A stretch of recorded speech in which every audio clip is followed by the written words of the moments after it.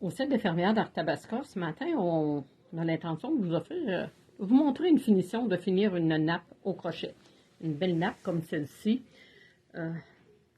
mérite d'avoir une belle finition. Il y a trois façons pour finir une nappe tissée. Ça peut être soit par un ourlet, par de la frange ou par une finition au crochet, similaire à celle-ci. Alors ce matin, on va vous présenter un point qui m'avait été enseigné par une compagne ici, Denise Provencher. Alors, il n'y a pas de nom, je ne sais pas comment on pourrait le baptiser. Bon, enfin, je vais vous montrer le point au départ. Je ne peux pas poursuivre, vous montrer la suite de ça parce qu'il va vous manquer la partie du départ. Alors donc, je pars avec un point sur mon crochet, une maille. Alors, je pique dans la bordure de la nappe.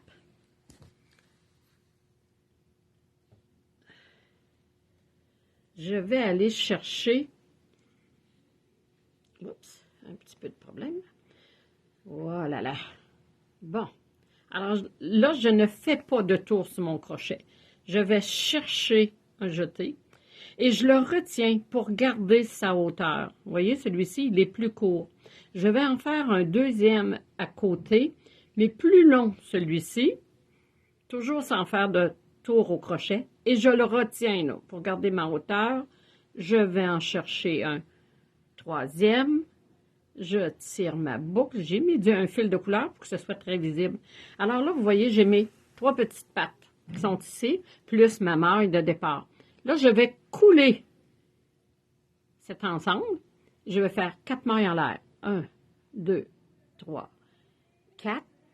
Je fais un tour sur le crochet. Et là, je vais aller faire 4 brides sur la tête de ces 3 mailles-là. Ça, c'est la façon de le partir. Parce que la deuxième petite vague que je vais faire, je ne piquerai pas sur le dessus. Je vais vous montrer où on va piquer pour la suite. Alors donc, je viens piquer à la tête. Et là, je fais mes 4 brides. 1. Oups. 2.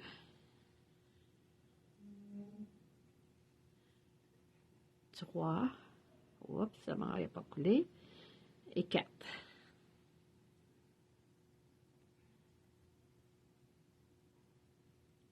Et voilà, donc, vous avez la première petite vaguelette.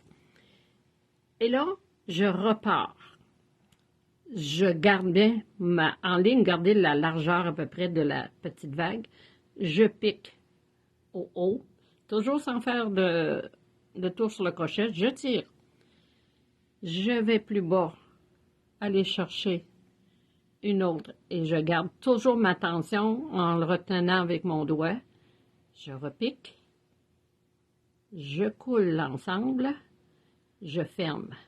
Je fais mes 4 mailles en l'air. 1, 2, 3, 4. Et voilà. La différence avec le premier, au lieu de piquer à la tête, là, il s'est créé un espace entre la vague et les 3 pattes. Là, je fais mon tour sur le crochet parce que là, je vais faire mes 4 brides. Et vous voyez là, ici, il y a un jeu là. Il y a un petit espace ici. Et là, je vais faire mes 4 brides. 1, 2, 3 et 4. Et voilà ce que ça donne. Et là, je poursuis. Continue toujours de faire la chaîne. Je pique sans faire de tour sur le crochet. Une maille, un jeté court. Je pique plus bas. Je retiens, gardez ma tension pour faire retirer le tissu. Je repique pour faire la troisième plus courte. Je coule l'ensemble. 1, 2, 3, 4 mailles en l'air. Et là, je viens faire mes 4 brides dans l'espace. 1, 2, 3 et 4. Et voilà ce que ça donne, cet ensemble. Alors, si vous regardez avec la couleur du fil de la nappe, c'est ça que ça va donner. Et une petite attention, votre nappe, au niveau de la trame, mais non pas de la lisière, au niveau de la trame, on l'a fini à la surjeteuse au zigzag. Mais comme ce point-là, c'est un point qui est au-dessus, hein, il ne vient pas vraiment prendre tout l'ensemble de la lisière. Il est donc dans le vide.